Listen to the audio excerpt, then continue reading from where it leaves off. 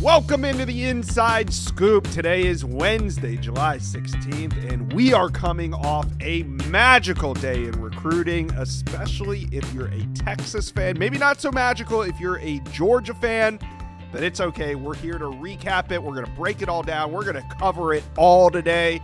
But before we get going, you guys do me a favor, hit subscribe to the Rivals Recruiting channel. I checked the numbers, we're up 7% more than usual when it comes to subscribers, so it must be that time of year. We're getting going. Hit subscribe.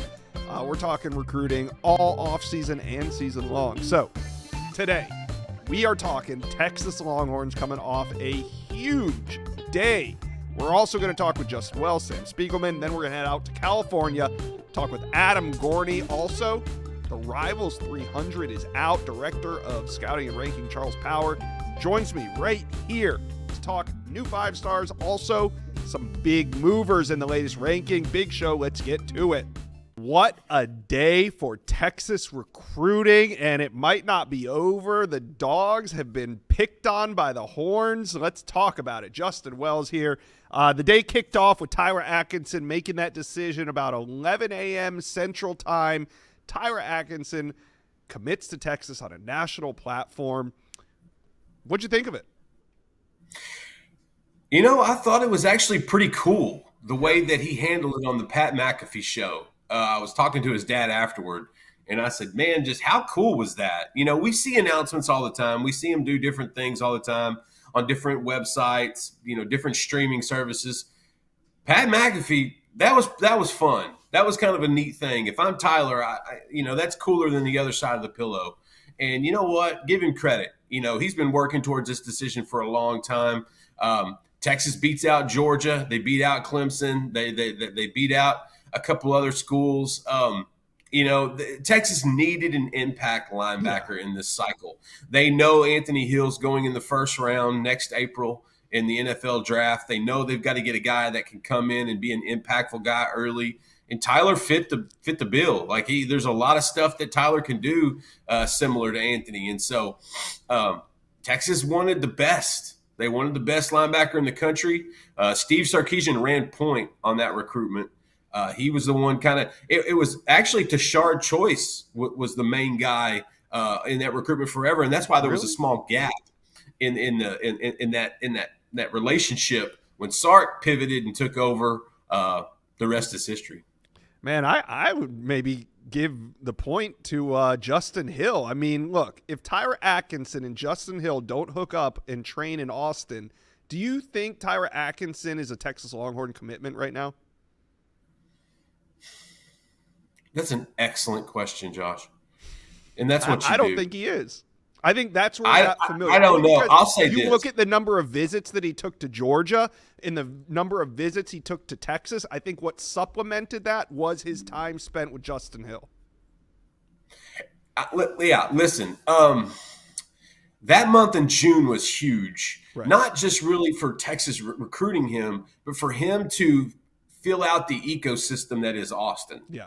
Because it can be very overwhelming. And you know, Tyler has a bigger vision for his life. He wants to start a foundation. He wants to really use that brand power and those resources to start a charity one day and to really, you know, help more than just himself. And I think being in Austin for that month showed him the opportunities that he's got there. And look, he could go anywhere, Georgia, Clemson, any of these places and do well. But Austin has this infrastructure for you know, branding yourself and building up your endorsements and things of that sort and being more off the field than just on the field. And I think it really working out with Derek Johnson was huge. Like he got a front row seat of a Texas ex, a Hall of Famer, a guy that did it as well as anybody at linebacker at the University of Texas. Yeah. And so I think you're right, Josh. If he doesn't spend that month in Austin, I don't know if he's a Longhorn. I really don't. But it was almost like cheating in a sense, because you didn't have to take that official just at that weekend. He was literally there for 4 weeks. And so just immersing himself in that culture and in that environment, it's kind of addicting. There's such a positive vibe there around campus. It's such a good thing right now that it's so player led. in Sark's locker room right now. I think Atkinson fed off that, and I think that's one of the biggest reasons they got him.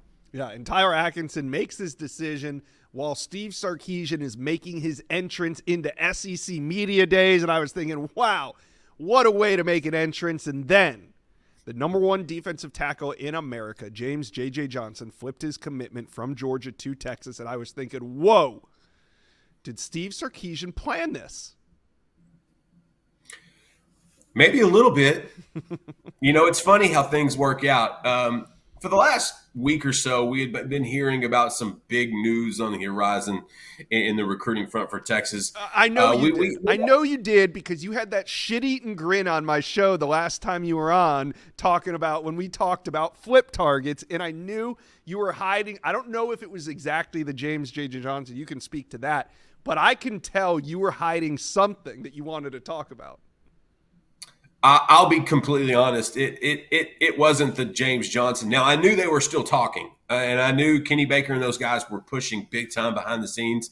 But I'll be up front. I did not know it was JJ. I will say this: I caught up with him right after that flip, which was just, if you're going to double down on recruiting in 2026 in the state of Georgia, buddy, or from Georgia, the Bulldogs, you did it. And so Johnson said something really that really, he said it's a better culture, better environment, in his opinion. And I don't think that's a shot at Georgia at all. I just think Texas has something special in that locker room. Yeah. Like, I'm telling you, for the first few years, Sark was coach-led in that program. It is no longer coach-led. That's a player-led program. If you watched the SEC Media Days yesterday, saw Arch Manning, Michael Taft, Anthony Hill speak, you saw exactly what we've been seeing for the last year or so, kind of building in that locker room. It's an amazing environment in there. Like, it is very selfless. It is, people want to, people are always going to point to NIL, but NIL does not buy you a harmonious locker room. It doesn't. It buys you great players that could potentially develop into, potential pro players, but you don't buy a culture. That's something Sark has organically grown. And James Johnson's been to Austin twice and had a tremendous time both times. And so at the end of the day, that was something I think Texas was kind of working on behind the scenes. The fact that Sark was at SEC Media Days seemed to coincide. That feels a little strategic. But you know what? That's the coolest thing about college football. It's theatrics sometimes. It's cinema. Right. Let's have some fun with it. Absolutely. And so that's exactly what – if Sark walked by Kirby after each flip and kind of looked at him gave him a little wink, buddy, that's cold-blooded. But you know what? That's life in the SEC. That's how it goes. All right, let's talk about the next recruit Texas could steal from – the next recruit Texas could land this weekend. We got Derek Cooper, and right before you and I went to tape, you made a monster prediction for Cooper to be a Horn. How is this one going to go down? And it should come as no surprise if you understand the Cedric Baxter recruitment. They have been going into the state, Jared Gibson going into the state of Florida and basically taking what they want. Derek Cooper looks like he's next. Yeah. When people say, well, you can't commit to a school if you don't take an official visit. That era is gone. That it really is. Cooper came to Austin for 2 days in April and absolutely loved it. Him and his family, they absolutely loved it. But they didn't get him in for an official visit because his family didn't want to cancel any of the trips they had already made. They were they're people of their word, and they didn't want to go back on any of that, which is completely understandable and respectful in a lot of places. But Texas stayed consistent. They stayed close with this kid. They had a small board. That it was him, KJ Edwards, Javian Osborne, Xavier Crowell. They had a handful of guys they really liked. And as each one came off the board, Derek Cooper became more and more likely to be the guy that Texas is in. And we think they're in the best position to get him right now. He's obviously announcing on Sunday. Look, Texas, first he canceled his announcement a couple weeks ago, and he flat out told us, I've got to see Texas again before I make this decision. Right. Well, he hasn't been back to Austin but he's ready to make that decision now on July 20th. And so this thing is trending Texas really well. It's an NIL recruitment, so anything can change at the last minute. I wouldn't be surprised if Georgia came in with maybe a matching of an offer. I wouldn't be surprised if Miami did that maybe down the road later in the cycle, maybe not this weekend, but maybe like down the road. Mm-hmm. So I don't think anything is close to over, but I do think Texas put themselves in a great position with this kid. Look, Derek knows he's the most important priority. He also knows they're going to take one running back in this cycle. If C.J. Baxter and Trey Wisner go to the league next year, Derek Cooper is going to have a clear path to playing early in Austin. That's big for him. That's impactful for him, and he fits. You're talking about a big back. You want speed in the SEC, but man, the third and fourth quarter, you want some guys with some size that can wear down defenses on those final drives, trying to drain the clock. Derek Cooper is that type of guy. It's funny. He also plays linebacker, and he's the hammer to everyone else's nail on either side of the ball. That's how big and strong this kid is running the ball. Texas absolutely loves him. Cooper's been on the top of most big boards around the country. The Horns are just in a position now where they can capitalize, and I think Texas has all the momentum going into Sunday. So Texas recruiting right now, it's kind of pivoted. I mean, 2 weeks ago, don't look at the title, but I published a video called "Is Texas in a Slump?" Sorry, guys. It was just I was caught up in the moment. Right now, though, it feels like Texas is nearly unstoppable. Are the Horns going to be a force on the trail if the season goes the way that we think it's going to go? If Texas continues to win in the fall, they're going to continue to win in recruiting. Like that goes hand in hand. And don't feel bad about that video, because I think you and I should pre-tape a July 4th video every year saying how Texas missed this guy and Texas missed that guy, because it's become a religion. It's become a holiday in some sorts that Texas just gets hit on the chin pretty hard on July 4th the last 3 or 4 cycles. It just feels like Groundhog Day in some senses. So don't feel bad about that. We'll pre-tape for next summer, because I'm sure something similar is going to happen. But look, Texas has shown a penchant. They signed the number 1 class last year. The only team to beat a back-to-back Final Fours in college football playoff. They've got the most popular kid in the sport.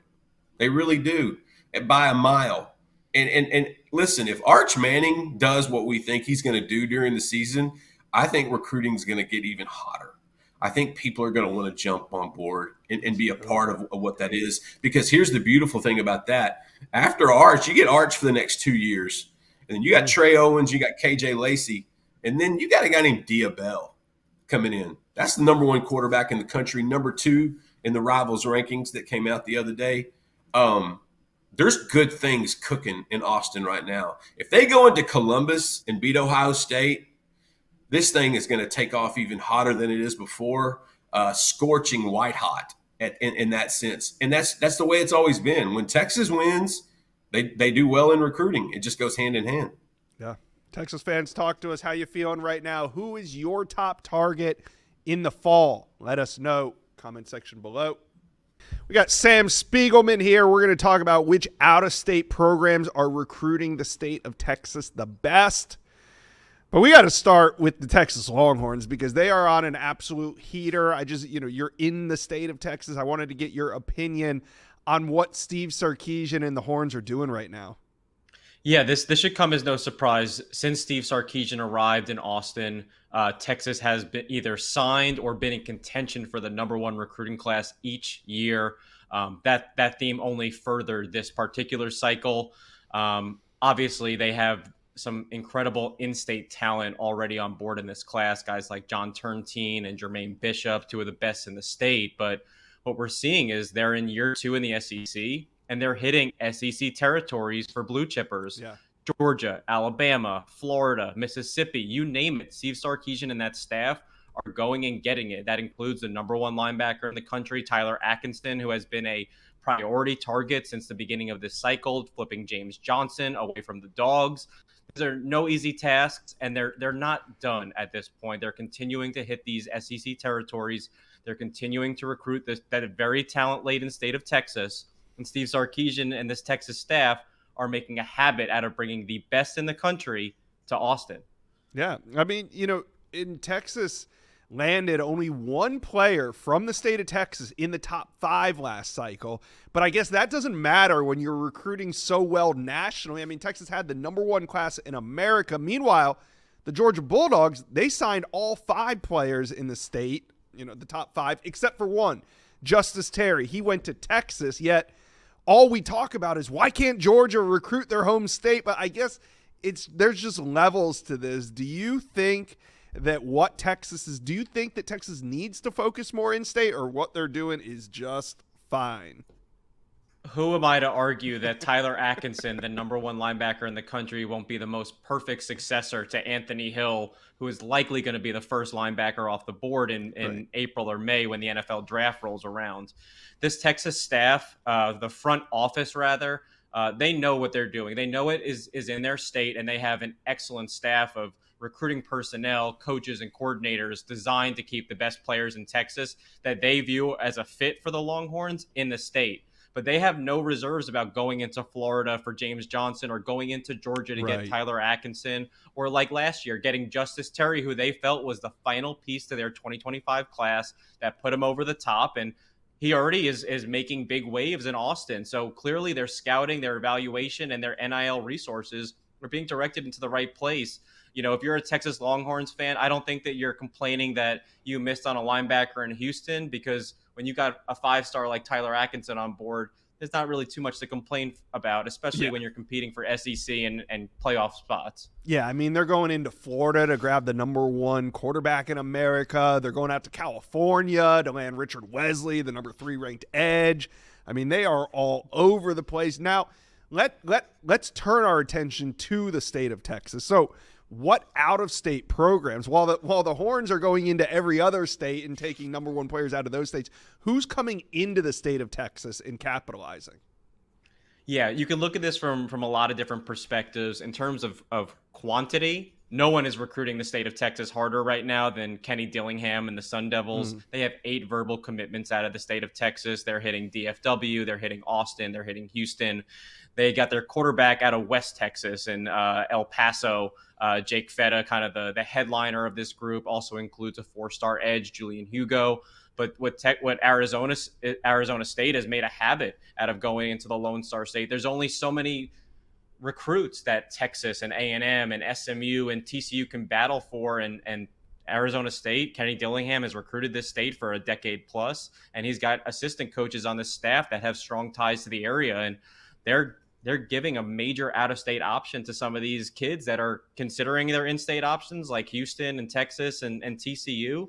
But ASU almost beat Texas in the college football playoff, and we've heard that time and time again from different recruits who are considering the Sun Devils. Now, another program that we talk a lot about on this channel, we love their class right now, is Notre Dame. How's Notre Dame? Well, I know how Notre Dame's done it. They had a great season last year, but Notre Dame has really come into the state of Texas and capitalized. Yeah, we talked about ASU and the quantity of Texans on their commitment list. Then we shift over to the Irish, and we have to talk about the quality of players that are en route to South Bend. Caden Finley is a massive recruiting win for Marcus Freeman and this staff. He's obviously a Texas legacy. Everyone knows that Jermaine Finley, his father, played tight end with Vince Young and won a natty in Austin. But Caden Finley, like Braden Robinson or Tiki Ola or Javian Osborne, they're taking their own paths. They're trying to do it differently and go to Notre Dame, where Marcus Freeman is the ultimate players coach, and I think that resonates with a lot of kids. They're going into Texas, and they're figuring out the right fits. I mean, they've been in very tough recruiting battles for each one of their 4 commitments. None of those were obvious Notre Dame leans at any point in their recruitments. They beat Texas out for Caden Finley. They beat Michigan for Javian Osborne. They had to go toe-to-toe with Miami for Braden Robinson, and they had to beat out SMU, where Tiki Ola has family ties to that SMU coaching staff. These are hard-earned victories on the recruiting trail, but they're blue chippers that I think that they're going to be making a difference on South Bend sooner rather than later. So moving forward, do you think that these trends continue? I mean, what do you make of the landscape of Texas recruiting? From speaking to different sources, whether they're in Austin, whether they're in College Station. They're not only, benchmark programs within the state of Texas, and they want to keep Texas talent close to home, but they're competing for national championships, Yeah. and they're okay going into different parts of the country to get that. Like Texas, A&M's recruiting class has a lot of Georgia blueprint in it. They're okay leaving the state, where you see a program like Houston and SMU or even TCU, which has 100% of in-state commitments. SMU is trying to go local first, keep the best in Dallas close to home. Same with Willie Fritz and the Houston Cougars. They have Keyshawn Henderson, a 5-star quarterback committed from Houston. Yeah. They just landed Paris Melvin, Jaden Warren, local blue chippers. But that does open the door for programs like Michigan, like Oklahoma, like Notre Dame, like Arizona State, contenders to dip into the state and catch some eyes, which all of these programs are doing at a high level. The beauty is Texas is so loaded with talented recruits from tiers 1 through 5 or 6 that there's plenty to go around for these different programs. Oh, that's what I was about to say. Good thing Texas is loaded, because there's plenty to go around. I mean, even if Texas made a whole class up of only prospects from Texas, it wouldn't even scratch the surface in terms of D1 players that come out of that state. So pretty unbelievable the amount of talent that is in the Longhorn State. Stan Spiegelman, thanks for keeping up with this regional theme we got going on today. Thanks for having me, Josh. Let's talk a little California recruiting. After teams have been raiding the Peach State, I wanted to talk to Adam Gorney about who is doing a great job in recruiting California this cycle. Adam, we've seen a resurgence from USC, but who else is recruiting California really well? Yeah, I think it all starts with Ohio State coming out here and getting the modern-day wide receivers, Chris Henry Jr. and Caden Dixon Wyatt. That's incredible to start there. But then as they work through their quarterback recruiting, they bring out Mission Viejo quarterback Luke Fahey late in June. He made it clear to Indiana, like, I like you a lot, but if Ohio State offers, I'm going there. So, he told me that he was, if Ohio State didn't offer, he was going to go through airport security and call the Indiana coaches and commit on the spot. But that call never came because Ohio State offered.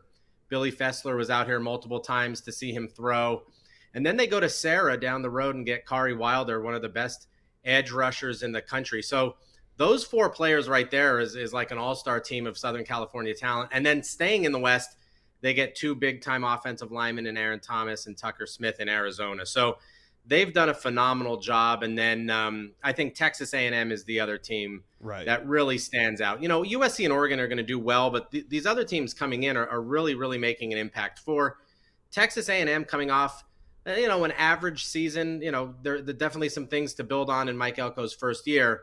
But to come into South San Diego and get Brandon Arrington, beating Oregon for him, is tremendous. And he is a phenomenal sort of 3-way player: offense, defense, special teams, super fast. I think we've covered his track stuff, ad nauseum there. But not only him, Madden Williams is locked up with Texas A&M, kind of shut down his recruitment. Samu Mawala was really getting hit hard by UCLA. He turned them down to stay with the Aggies and Caleb Tafua. So again, Texas A&M is another school who's done really, really well in California, but also in other parts. Helaman Kasuga, their quarterback commit in this class, and Cameron Hamill from Goodyear, Arizona, Desert Edge. Both of those schools, Ohio State and Texas A&M, have just been absolutely phenomenal out here. Let's talk a little Trojans Ducks over the battleground state of California. USC seems to be holding their own. You mentioned Brandon Arrington flipping Jonas Williams as well. Is USC Oregon? I mean, is USC winning a little bit more of these battles than maybe we have seen in the past 2 or 3 years?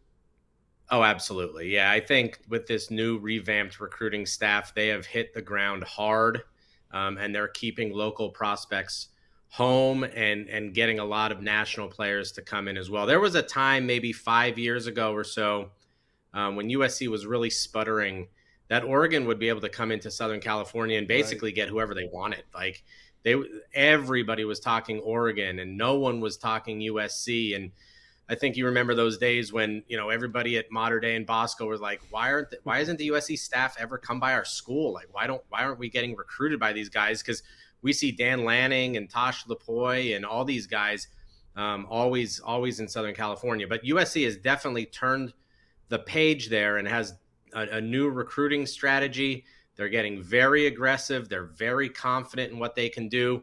And then again, they have a lot of NIL money, just like Oregon, to throw around to these kids. So getting a kid like Mark Bowman to stay when it looked like he was headed to Georgia, he told me multiple times that Georgia was going to be tough to beat. USC really came in. I think a call with Lincoln Riley, a one-on-one call, was huge there.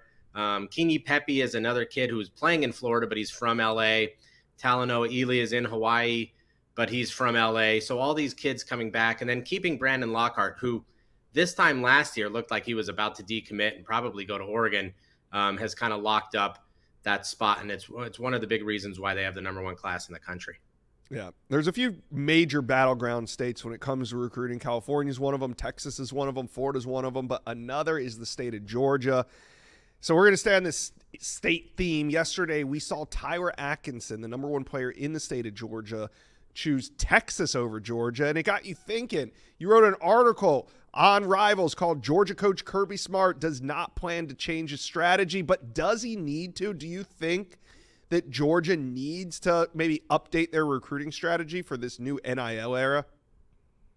I would say no. And here's the reason why. One, they have the second best class in the country. So it's not like kids are not going there. Top kids are still going there. And I think what Kirby is doing here is smart in a different way. He's not going to have the huge NIL bucks of Oregon and Texas and some of these other schools. And he probably knows it. So what he's doing is saying, look, I won back-to-back national championships. I put so many players into the NFL. If you're a defensive lineman, you're essentially guaranteed an NFL draft spot. And so this is the way I'm going to do it. I'm going to bring kids in who are hungry and want to be developed for the NFL.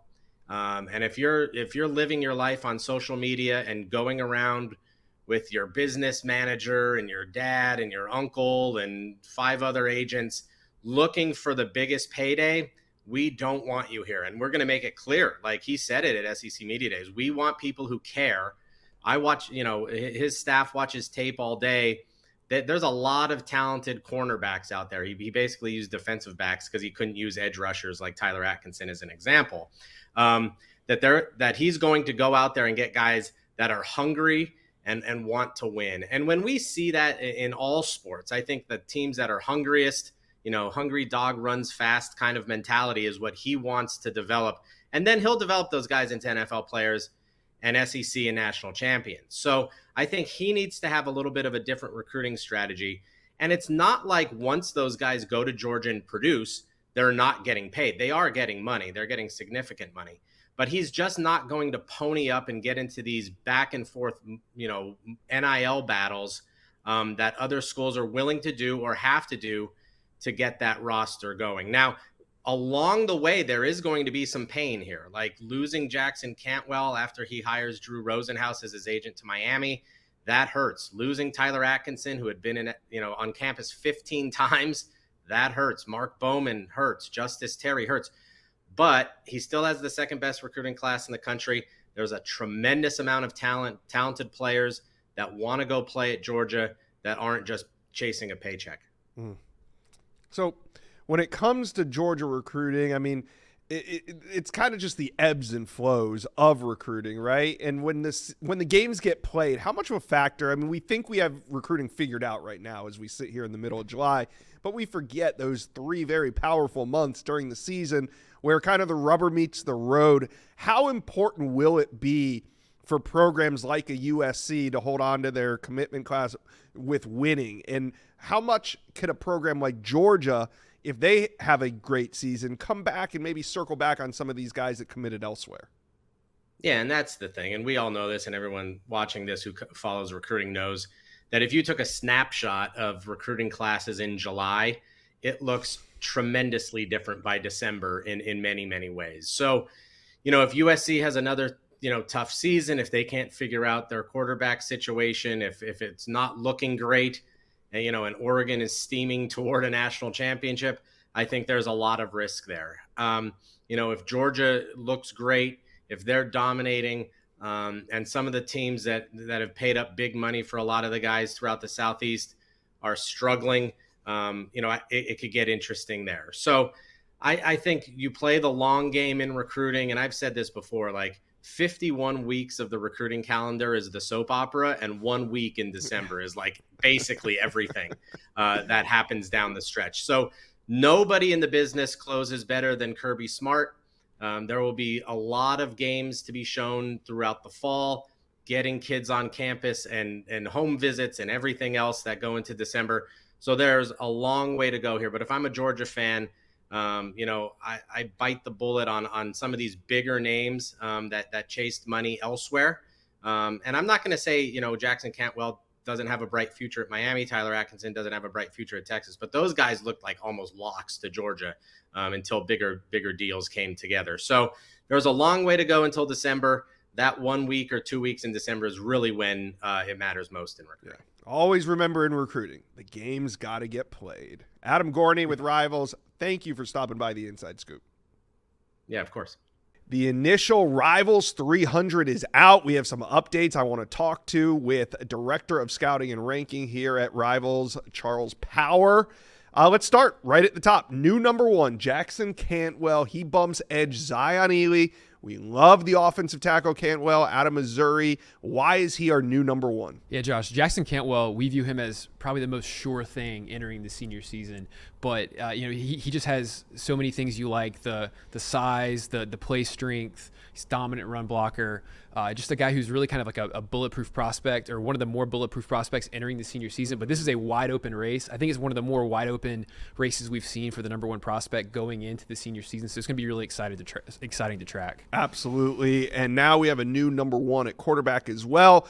He's number 1 at quarterback, number 2 overall in the rankings. Quarterback Diabell committed to Texas. Yeah, Josh, Diabell had a great offseason, building on a strong junior season at American Heritage in South Florida. The most technically sound, polished quarterback in this cycle, an advanced passer, and there's just a ton to like about Diabell. And he's a guy who could legitimately challenge for that number 1 spot with a great senior season. Man, the Horns have an embarrassment of riches at the quarterback position. Diabell now our new number 1.